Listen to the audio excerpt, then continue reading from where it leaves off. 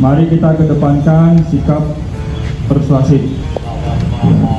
Kita kedepankan sikap persuasif sehingga tidak ada yang terpancing emosinya, baik itu dari petugas maupun dari demonstran.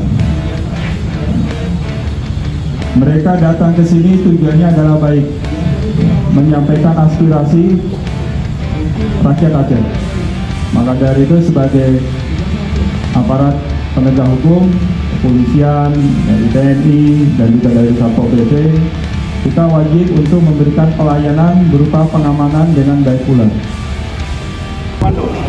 Yang senior yang sudah ditunjuk, tolong dikendalikan masing-masing. Ya mungkin saya di sini walaupun di luar screen, saya tetap hadir di sini karena saya punya tanggung jawab moral. Ya mudah-mudahan kegiatan ini bisa berjalan dengan aman dan lancar. Jelas ini? Iya.